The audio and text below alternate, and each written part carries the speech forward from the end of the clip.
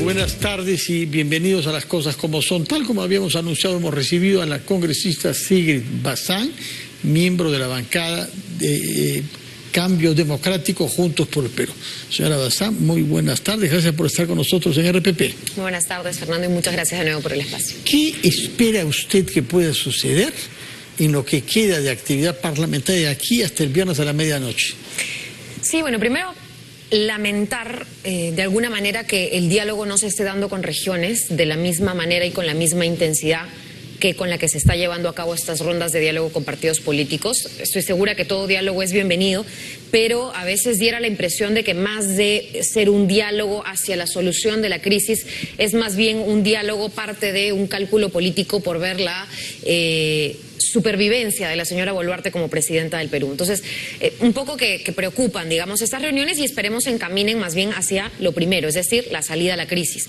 Lo segundo que le toca al Congreso es otro tema que nos preocupa. Nosotros como bancada Cambio Democrático Juntos por el Perú hemos pedido se prioricen no solamente los proyectos de adelanto de elecciones en la Comisión de Constitución para que puedan incluso exonerarse de comisión y de una vez regresar al Pleno independientemente de reglamentos, de papeles y legalidades, cuando hoy en día sabemos que la realidad sobrepasa pero hay eso. que respetar esos reglamentos, porque si se aprueban cosas no respetando los reglamentos, se anularán tampoco. Por supuesto, sí. Creo que dentro del respeto hay mecanismos, hay otros proyectos que no son iguales, pero tratan sobre el mismo tema. Y en segundo, que se priorice el tema de la vacancia, que para temas legales y reglamentarios es un tema distinto al adelanto de elecciones, pero puede tener la misma conclusión. La salida de la señora Boluarte a través de una vacancia también podría generar una sucesión que, si bien no va a poner una solución al tema estructural, digamos, de la desigualdad del país, etcétera, sí abriría, a mi parecer, una tregua en cuanto al diálogo. Daría un respiro para que las organizaciones, que ya están sin duda también bastante desgastadas, puedan empezar a establecer algún mecanismo de contacto que hoy en día se ha perdido, porque ya no vemos a ministros viajando a regiones, ya no vemos ni siquiera un intento de llegar por ese lado. El viernes es casi nuestra última oportunidad para hacerlo y creo que de nuestra bancada está toda la disposición. No hay condicionamientos, no estamos pidiendo que se toque la Asamblea Constituyente primero y luego el adelanto, en absoluto. Son 5 ustedes. Nosotros somos 5. Y los 5 están decididos a votar a favor del adelanto. Por supuesto. ¿Para qué fecha? Para el 2023, si todavía cabe la oportunidad, para si ahora no, mismo. Para abril del 24, como se había votado inicialmente, con 93 votos, ¿no? Sí, yo creo que estamos en un momento en el cual, te voy a ser muy sincera y ojalá no peque de transparente en esa respuesta. Nunca se puede pecar de ser transparente, ¿eh? Salvo... Creo que diga lo que diga, a veces cuando viene de ciertos congresistas, por ejemplo, Sigrid Bazán dice algo y ya por opinarlo está mal. Pero vamos a ensayar ahí una respuesta que creo que igual es justa, porque creo que en un momento dado varios congresistas se han expresado en tal sentido que decían que el adelanto se dé no importa cómo. Pero igual hay que revisar bien el tema del adelanto. Yo, como te decía, quisiera que sea lo antes posible. Hay quienes me dirán grandes reformas, discúlpenme, pero no se ha planteado ninguna gran reforma fuera de la bicameralidad y la reelección, de manera concreta al menos. Y en segundo lugar, que ese adelanto no esté amarrado a otras cositas, como por ejemplo la reelección de congresistas, de los actuales congresistas, porque creo que ahí sí sería mentirle a la gente y decirle nos vamos pero regresamos en breve. Entonces yo creo que ahí sí hay que hacer una reelección ajustando los tiempos, sin duda, sin ningún otro condicionamiento, pero que eso implique también un recambio, que es lo que la gente pide. Usted lo que plantea es entonces que se vaya a un voto de adelanto de las elecciones sin condicionamientos ni a una asamblea constituyente ni a otras reformas. Así es. Yo misma he presentado que el tema de la Asamblea Constituyente esté vía proyecto de ley en la Comisión de Constitución y podamos discutirlo incluso de manera separada, porque yo soy una persona que sí, está a favor de en algún momento, no mañana, no en un mes, pero progresivamente reestructurar y reencaminar la discusión de si realmente hay una representatividad detrás de la Constitución del 93. Pero podemos hacer un debate muy rico que no entrampe o que no sirva de excusa para demorar el adelanto. ¿Qué confianza tiene usted en que ese planteamiento suyo, adelanto de elecciones prescindiendo de condicionamientos en un sentido u otro, pueda reunir el número de votos mínimo, es decir, 66 o en mejor de los casos 87? Creo que el principal problema, y eso ya ha sido analizado la semana pasada o antepasada, es que para que estos temas prosperen tiene que hacerse una exoneración de la Comisión de Constitución y esto requiere de determinado número de firmas y no se han tenido las firmas que se necesitaban para que el tema entre nuevamente a debate. Entonces, claro, no es una decisión que una bancada de 5 congresistas pueda tomar o de la cual dependa nuestra bancada, sino que tiene que haber un mayor consenso. Creo que lo estamos tratando de trabajar. Hay muchos diálogos, Fernando. Todo el tiempo estamos dialogando entre todos los congresistas desde todas las miradas políticas, pero lamentablemente creo que ese consenso mínimo es más complicado y quizás sea menos complicado si lo abordamos desde la perspectiva de la vacancia. Entonces yo creo que hay que... ¿En qué ayuda que el tema de la vacancia se interponga entre las bancadas y el voto sobre el calendario electoral?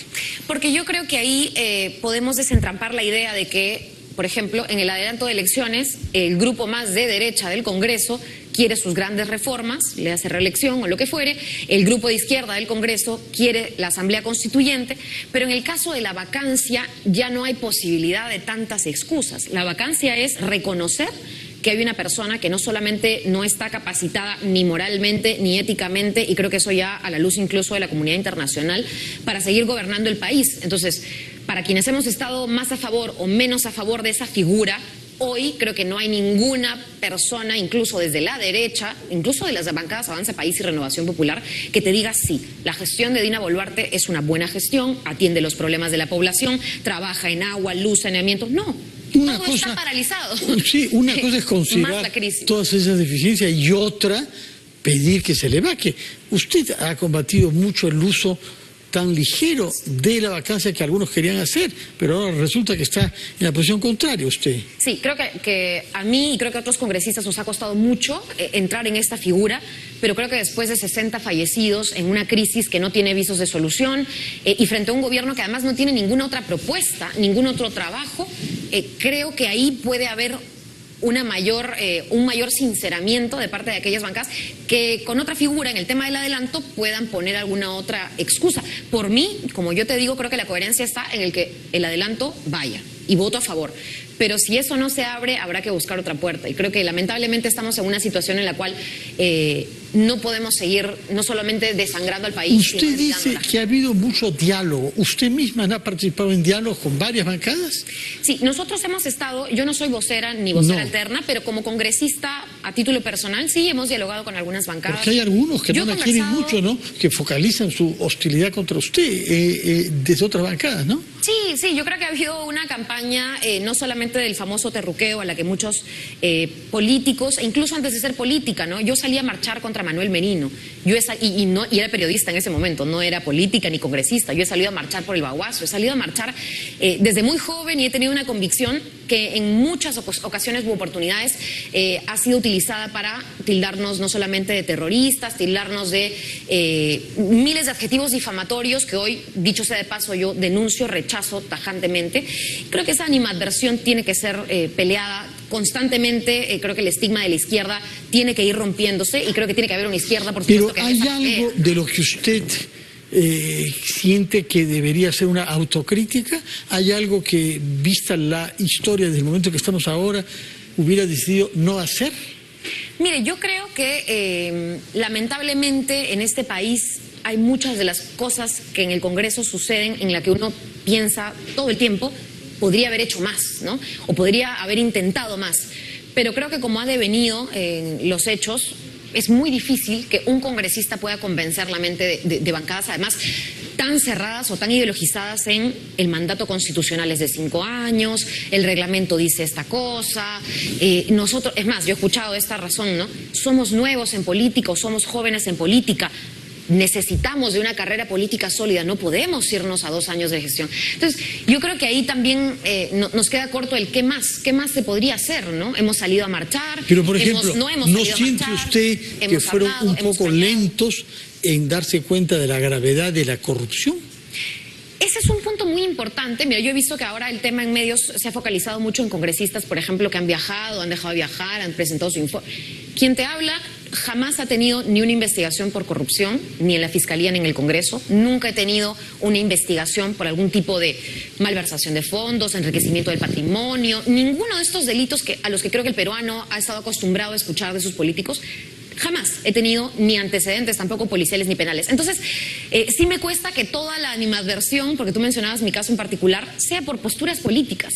y no por algún tipo de delito, falta, bueno, incluso no, omisión, ¿no? Entonces, yo creo es que parte se de le la vida reprocha política también y habrá que de enfrentarlo. haber sido complaciente con Pedro Castillo mismo y con otras figuras de su gobierno sobre el cual hay graves sospechas. Iber Maraví, para mencionar un nombre, ¿no? Mire, yo creo que he apoyado, y no he sido complaciente, yo creo que he apoyado la gestión, y creo que no tiene nada de malo de decir que yo apoyé la gestión de Iber Maraví, no porque se llame Iber Maraví y haya simpatizado o simpatice.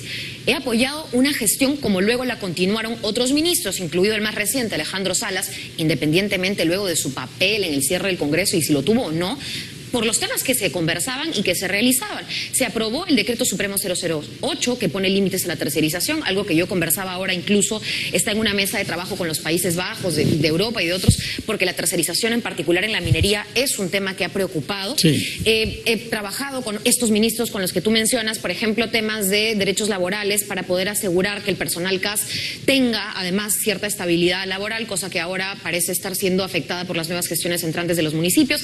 Entonces, digamos, ser complaciente, yo nunca he dicho que esté bien la corrupción, yo nunca he dicho que no se investigue. Pero lo digamos que sí he dicho que es no... démosle un poco de estabilidad al país y defendamos las buenas cosas de un gobierno que ha sido elegido, nos guste o no, por la mayoría de peruanos.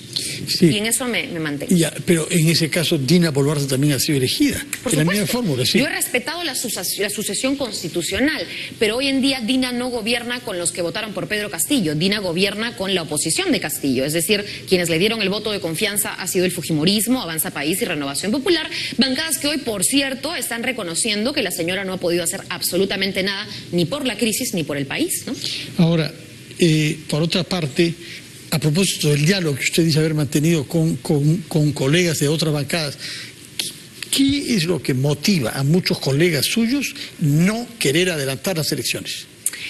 Mire, yo tengo ahí varias sospechas, ¿no? Yo he escuchado de todo, como decía, está el formalismo o el hiperformalismo de decir una cosa debatida ya no se puede volver a debatir, o el mandato constitucional da para 5 años, cuando sabemos que los mandatos constitucionales se interrumpen por vacancia, por fallecimiento, hay una serie de causales, ¿no?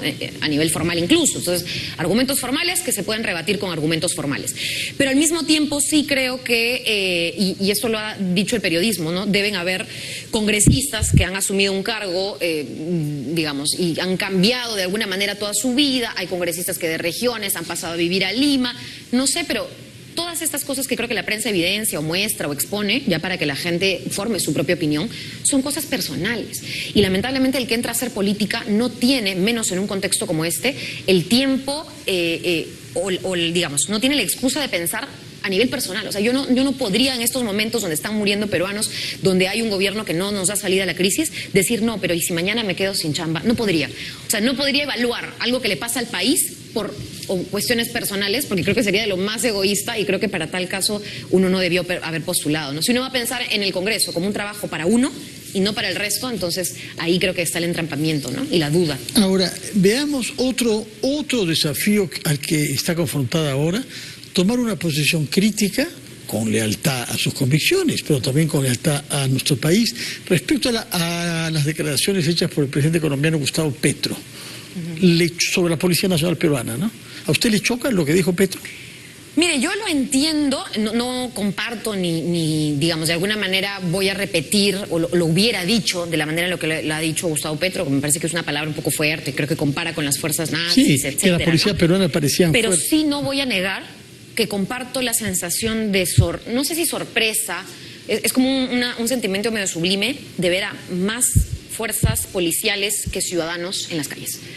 O sea, sí me sorprende. O sea, yo no había visto una imagen así y te habla alguien que, repito, yo he salido a protestar pacíficamente desde que tenía 17 años y jamás, y he visto represión, y he visto a las fuerzas del orden, y he gritado y he coreado con la gente que el pueblo uniformado también es explotado, y he dicho que, y esto lo dice el himno de la Policía Nacional del Perú, ¿no? Que el policía también es un trabajador, y en ese sentido creo que siempre se ha comprendido que incluso la policía presente en las movilizaciones sirve para garantizar el orden de la movilización y del resto de personas. Creo que eso ha sido fundamental. Yo he vivido una democracia en donde la protesta en democracia es básica, es importante incluso.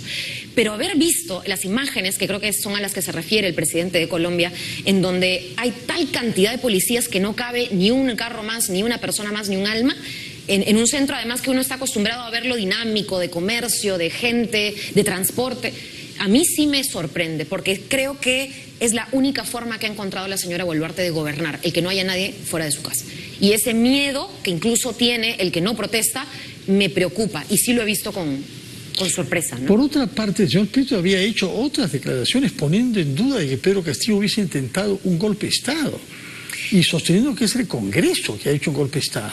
Mira, yo no comparto, yo he sido una persona, y creo que mis votos lo dicen, yo sí he creído que la intervención del señor Pedro Castillo, el momento en el que, o la tentativa, ¿no?, de querer decir voy a copar los poderes del Estado, voy a disolver el Congreso, voy a intervenir el Poder Judicial, yo jamás podría avalar una cosa así. Por eso te digo que no era complacencia. Se ha equivocado Petro, ha dicho una barbaridad.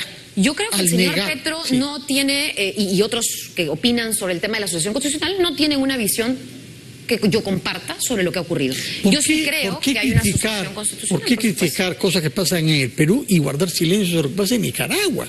Usted ha visto que se ha despojado de la nacionalidad a 200 manifestantes. Se les ha puesto en la cárcel primero y luego enviado a los Estados Unidos. Hay un obispo que ha sido condenado a 27 años de cárcel por haberse manifestado. No ha hecho nada ilegal. Ha dado su opinión muy mala sobre el gobierno de Ortega. ¿Por qué el señor Petro debería callarse sobre lo que pasa en Nicaragua y hablar sobre lo que pasa en el Perú? Mire, yo no sé si ha habido un pronunciamiento de parte de Colombia. No ha habido. De él no ha habido ninguno sobre Nicaragua. Pero creo que si caemos, digamos, en ese argumento de por qué opina sobre una cosa y no sobre otra, yo también pongo el ejemplo del 90% de líderes de opinión limeños que están opinando a veces sobre lo que ocurrió en Siria, que es lamentable, es atroz y es terrible y merece toda nuestra solidaridad, pero absolutamente ninguna postura clara sobre lo que ocurre en Perú, donde también hay fallecidos, pero por una crisis política distinta y incluso que se ha extendido más en el tiempo. Entonces, claro, es fácil a veces tomar algunos casos como referentes de opinión y no otros, pero eso no invalida que, por cierto, la solidaridad frente a lo que ocurre en el mundo también sea importante, solo que no está abordando la cantidad de problemáticas, ¿no?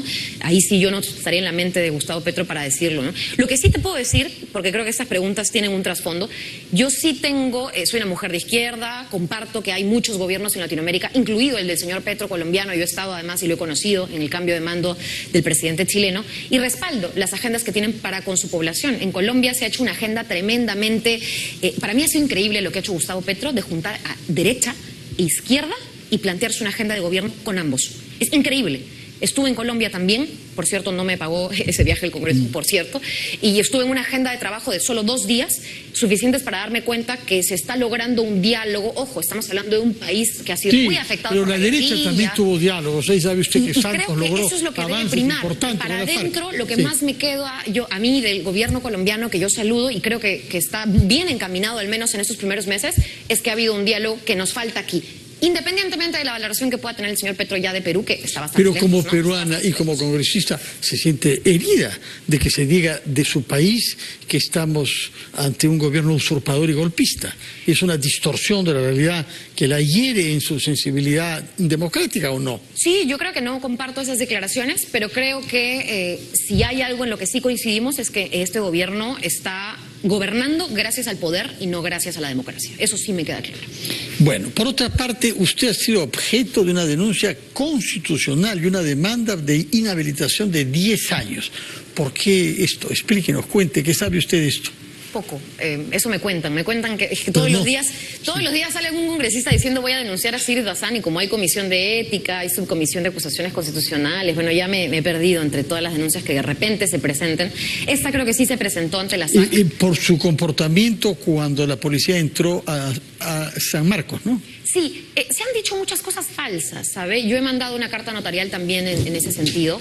No solo a medios de comunicación, a la rectora de San Marcos, a quien yo tengo el total de los respetos, pero ella afirma en 2 declaraciones a 2 medios, primero dice un nombre Shirley, no sé a quién se refiere. A usted, bueno. Me imagino. Su nombre sigue. Y luego en otra declaración dice Sigrid Bazán, entonces de repente por ahí va la historia. Y dice Guillermo Bermejo también, yo no soy abogada ni conozco el caso específico del congresista Bermejo, pero él no estuvo en San Marcos ni siquiera cerca de la universidad. Entonces, y dice que los dos, en este caso sobre mi persona, yo estuve al momento de la toma. Para la rectora ha sido no una toma sino una usurpación, cuando sabemos que el delito penal de usurpación tiene mucho que ver con despojar al dueño del bien y yo no veo que eso haya ocurrido. O sea, hay un tema legal sobre el cual creo que yo no quisiera profundizar o comentar, pero lo que yo hice lo hicieron como 10 congresistas más, y es, sí, respaldar una manifestación en la cual los estudiantes jugaron un papel, y el día en el que voy, fue creo que al mediodía, 1 de la tarde, converso con algunos de estos estudiantes, digo, hay que dialogar mucho, hay que demostrar que aquí no hay violencia, que aquí no se está afectando la universidad y mucho menos se está afectando a otras personas, y creo que eso se debe decir, y ojalá que en ese marco del respeto, porque me recibieron de manera muy respetuosa, hice un pequeño diálogo con algunas personas ahí, y me retiré y declaré a la prensa. Estuve ahí, estuvieron todos los canales, y dije lo que había conversado. Es más, un señor de regiones me regaló una bolsita de café que era de Satipo, o no recuerdo de qué región.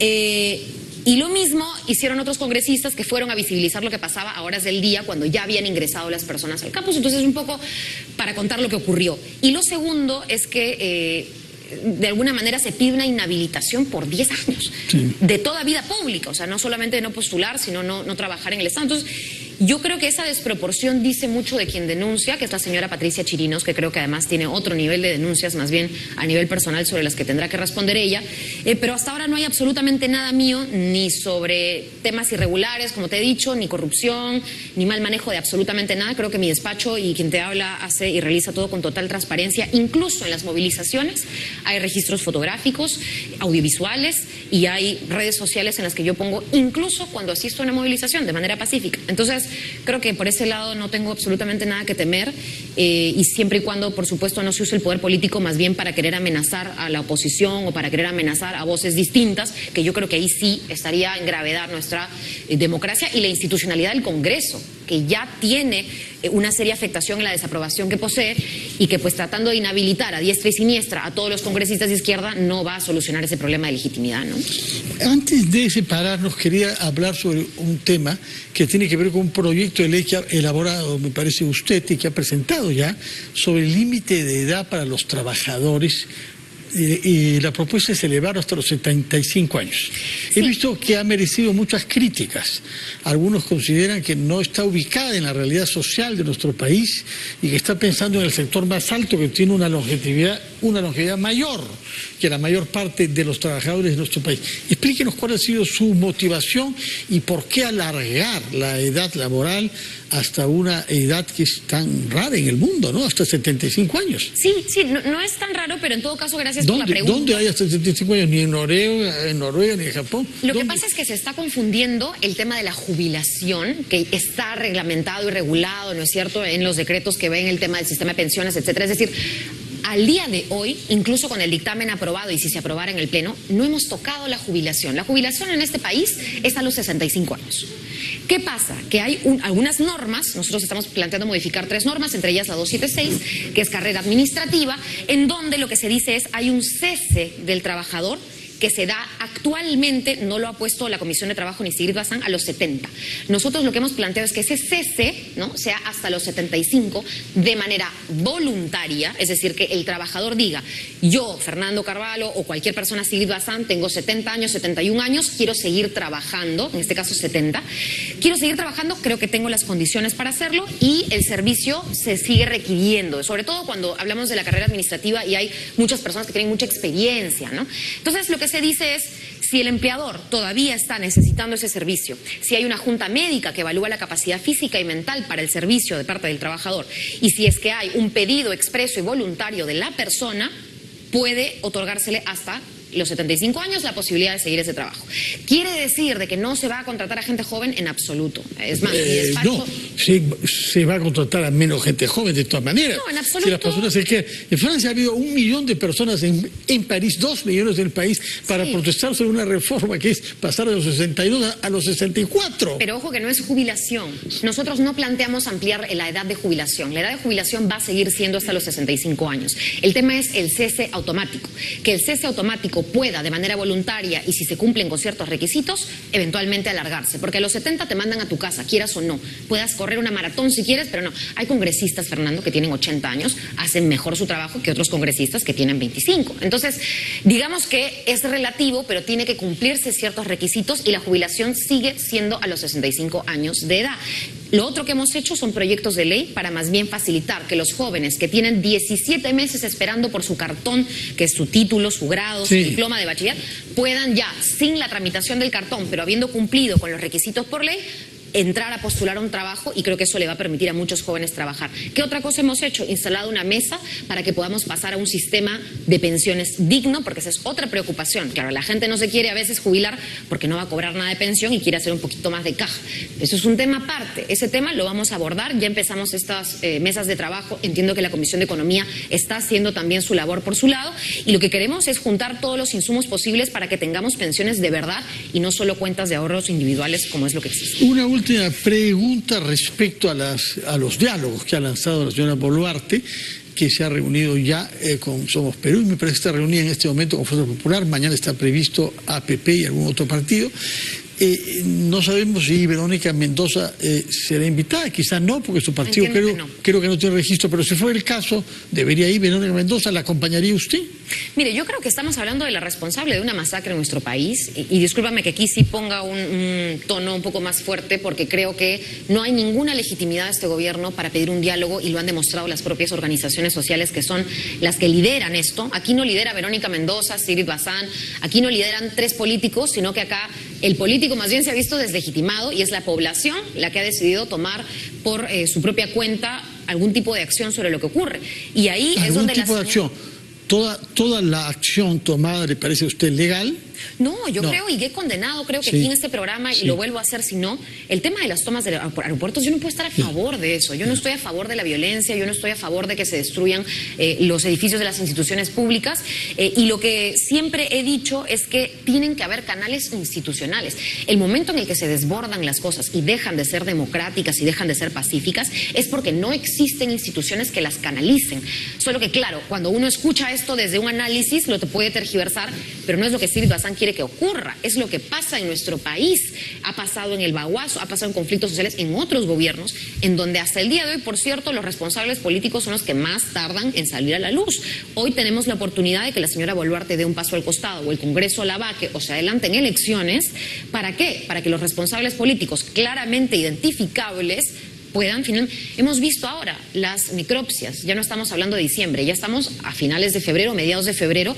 Hemos visto los análisis de proyectiles por arma de fuego, hemos visto los abusos policiales, se han visto los videos recientes de Andahuaylas, de Juliaca.